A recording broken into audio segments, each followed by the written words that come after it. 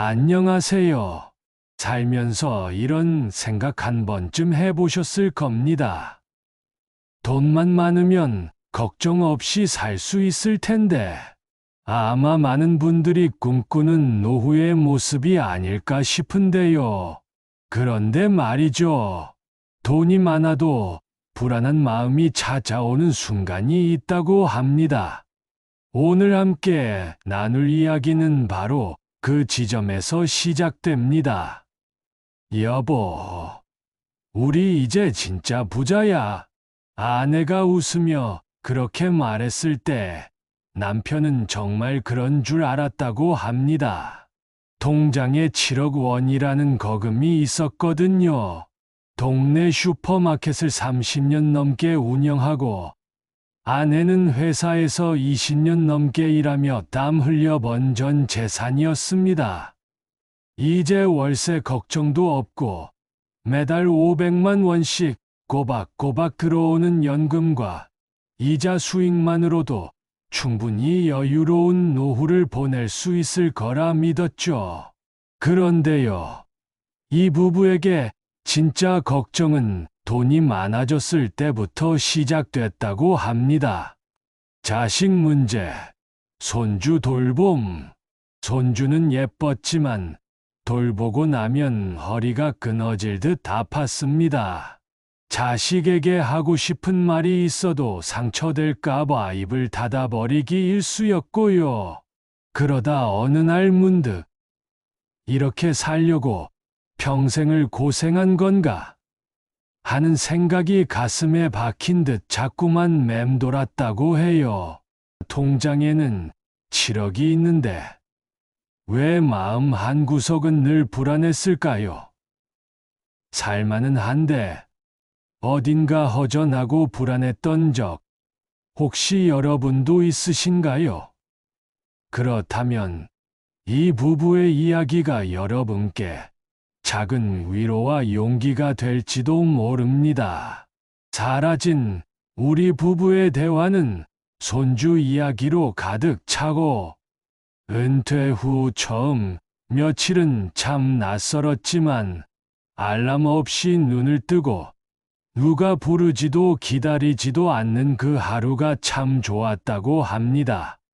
부부는 작은 일과표를 짜서 함께 공원을 산책하고 오랜만에 마주 앉아 조용히 밥을 먹으며 서로의 시간을 되찾는 듯했죠. 아내가 길가에 핀 진달래를 보며 이렇게 꽃 구경하는 거 10년 만에 처음이네라고 말했을 때 남편의 마음은 찡해졌다고 합니다. 하지만 그 행복은 오래가지 않았습니다. 처음엔 아들이 조심스럽게 부탁했습니다. 엄마, 애 좀 며칠만 봐줄 수 있어요? 그 며칠이 일주일이 되고 한 달이 지나자 아무 말 없이 당연한 일이 되어 있었습니다. 아침이면 아내는 손주 도시락과 기저귀를 챙겨 분주해졌고 남편은 혼자 덩그러니 남겨지는 시간이 늘어났습니다. 어느 날 남편의 생일날이었습니다. 아내는 미역국을 미리 끓여두고 손주를 보러 나갔고 아들은 연락 한 통 없었습니다. 그날 저녁 남편은 식탁에 혼자 앉아 미역국 한 그릇과 컵라면으로 생일상을 대신했습니다. 7억이나 있는 집에서 왜 나는 이렇게 초라한 기분이 드는 걸까?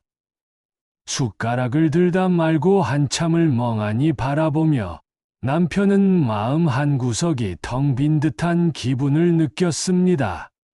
며느리가 보낸 문자 한 통이 불러온 충격과 변화입니다. 7억이 있었지만 마음은 불안했던 한 부부의 이야기인데요. 손주 돌봄이 일상이 되면서 점점 부부의 시간이 사라지고 있었다는 이야기까지 나눴습니다. 이제부터는 이 부부가 겪게 된 더 깊은 상처와 그 이후의 변화에 대해 들려드릴게요. 그러던 어느 날이었습니다. 손주를 안고 계단을 오르던 아내가 허리를 삐끗했습니다. 처음엔 파스를 붙이고 말았는데 통증이 가시지 않아 결국 병원에 입원하게 되었죠. 남편은 아픈 아내를 보며 속상해하면서도 한편으론 안도했습니다. 이번 기회에 아내도 좀 쉬겠구나. 손주도 당분간은 안 보게 되겠지. 그런데 이번 첫날 저녁 남편의 마음을 무너뜨린 일이 일어났습니다. 며느리에게서 온 문자 한 통이었죠. 말투는 공손했습니다. 어머니, 몸조리 잘하시고요. 다음 달엔 저희 출장 있어서 또 부탁드릴게요. 얼른 회복하세요. 미안함도 염치도 없는 문자였습니다. 남편은 그 순간 온몸에서 피가 쭉 빠져나가는 것 같았다고 합니다. 아내를 그저 부르면 언제든 달려오는 공짜 도우미로 생각했구나. 아내는 그 문자를 읽고 아무 말 없이 조용히 천장을 보며 눈을 감았습니다.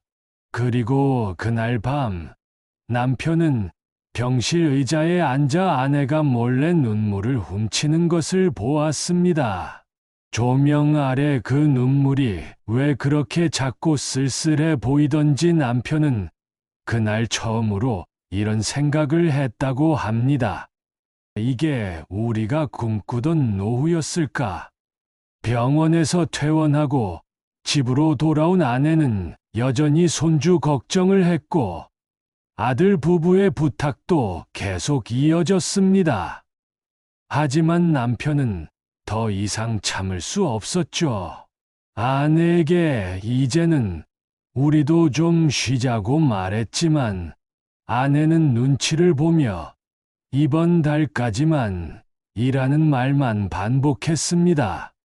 그 순간 남편의 가슴 속에서 참았던 말이 터져 나왔습니다. 왜 당신이 그 집 일정까지 챙겨? 우리도 인생이란 게 있어. 그날 밤 집안에는 무거운 침묵만이 흘렀습니다. 다음 날 아침 남편은 괜스레 통장을 꺼내 앉았습니다. 은퇴 자금 7억이 어떻게 흘러가고 있는지 정리해보고 싶었거든요. 연금과 이자 수익을 더하면 매달 500만 원 정도가 들어오니 숫자만 보면 부족할 게 없었습니다. 그런데 출금 내역을 자세히 들여다보다가 이상한 항목 하나가 눈에 밝혔습니다. 매달 60만 원씩 빠져나간 금액. 처음엔 카드값인 줄 알았지만 출금처는 낯선 이름이었습니다. 자세히 보니 그것은 손자 이름으로 등록된 유치원비 자동이체였습니다. 이게 뭐야? 남편의 말에 아내가 조용히 고개를 들었습니다. 내가 한 거야. 말도 안 하고. 미안해요, 여보. 아내는 마치 변명하듯 덧붙였습니다. 애들도 대출금에 허덕인다고 해서 하준이 유치원비라도 내가 좀. 그 말을 듣는 순간 남편의 머릿속이 얼어붙는 기분이었습니다. 아내를 말없이 바라보다가 고개를 숙였죠. 아무 말도 할 수 없었습니다. 그저 마음 한쪽에서 무너지는 소리만이 들려올 뿐이었습니다. 아내는 그날 밤 거실 소파에 앉아 혼잣말처럼 중얼거렸습니다. 나 너무 바보 같지 않아? 평생 회사 다녔는데 결국엔 그냥 애 봐주는 할머니 하나 됐네. 남편은 방에서 그 말을 듣고 입술을 꽉 깨물었습니다. 말하면 서로 더 아플 것 같았다고 합니다. 이것은 단지 돈의 문제가 아니었습니다. 말하지 못한 시간들, 그 무거운 침묵이 부부 사이를 천천히 갈라놓고 있었던 겁니다. 과연 이 부부는 이 위기를 어떻게 헤쳐나갔을까요? 아내가 그냥 애 봐주는 할머니가 된 것 같다는 슬픈 고백을 하고, 남편은 말 못할 침묵 속에 무너져 내리는 마음을 느꼈다는 이야기까지 들려드렸는데요. 과연 이 부부의 이야기는 이대로 끝나버리는 걸까요?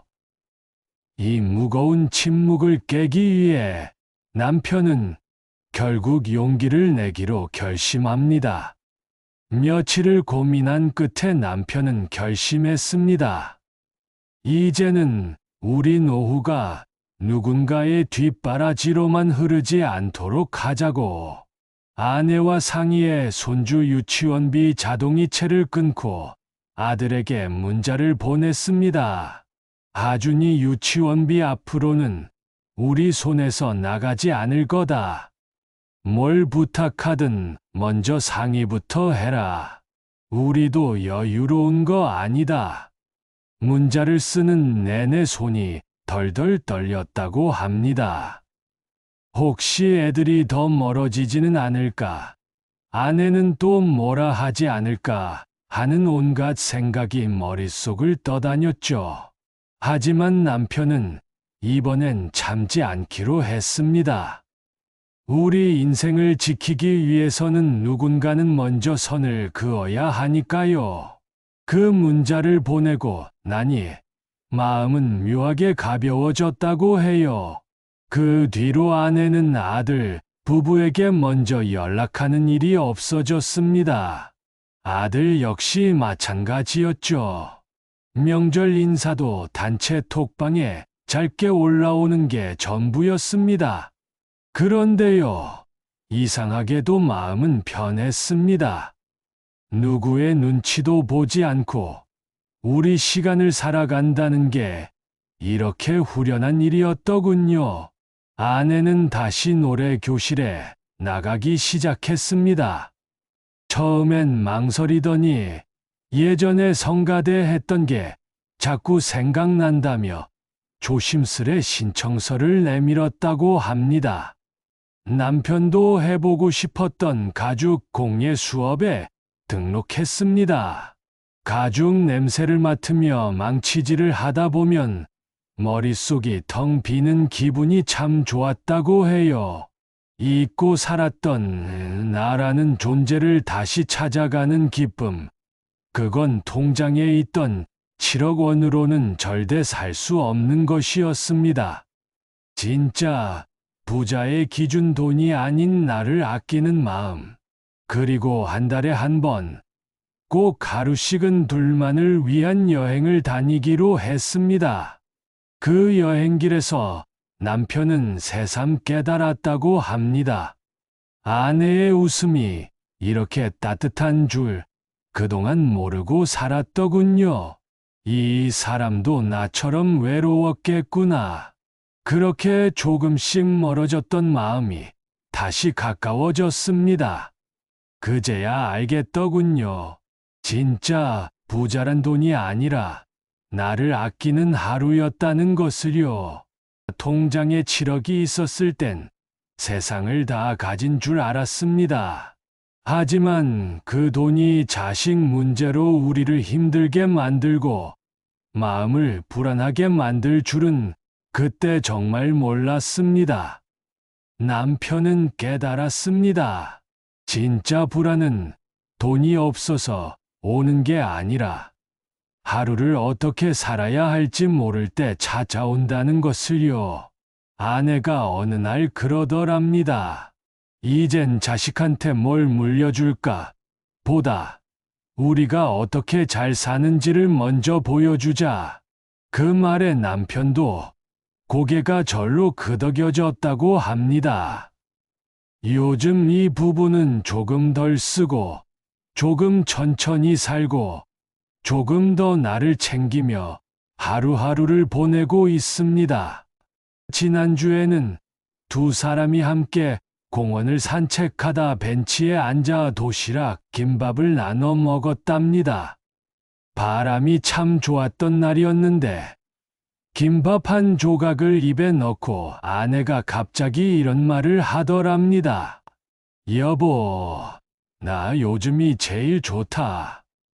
어쩌면 그 말이 그 어떤 말보다 남편의 가슴을 울렸을 겁니다.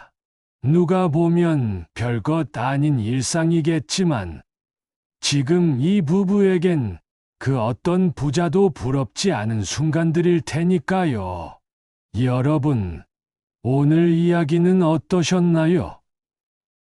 7억이 있어도 불안했던 부부의 이야기는 노후에 진짜 중요한 것은 돈이 아니라 서로를 아끼는 마음이라는 걸, 그걸 조금 늦게라도 깨닫게 된 한 부부의 조용한 용기였습니다.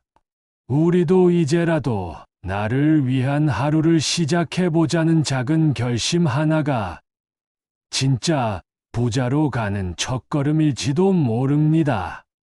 네, 여러분. 한 부부의 이야기를 함께 들으며 어떤 생각을 하셨나요?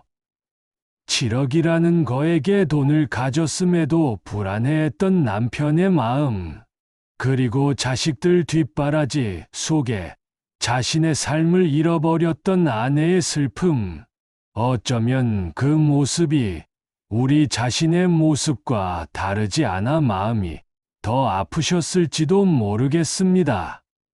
잊고 살았던 나를 위한 용기. 이 부부의 이야기는 우리에게 한 가지 중요한 깨달음을 줍니다. 노후란 돈이 많다고 마음이 평안한 것도 아니고, 시간이 많다고 해서 외롭지 않은 것도 아니라는 것. 결국 중요한 건 서로의 마음을 살피는 것이었습니다. 그리고 너무 늦지 않게 우리 삶을 지키기 위한 용기를 내는 것이었죠. 자식 챙기느라 내 삶은 뒤로 미뤄두고 다음에 나중에만 되뇌며 살아오지 않으셨나요? 이 부부가 겪었던 갈등과 혼란은 비단 이들만의 이야기가 아닐 겁니다. 누군가의 기대나 눈치에 흔들리는 삶이 아니라 오롯이 우리 둘만의 속도로 천천히 가는 길, 그 길 위에서 다시 우리가 되어가는 부부의 모습은 보는 이들에게 큰 울림을 주죠. 감사합니다.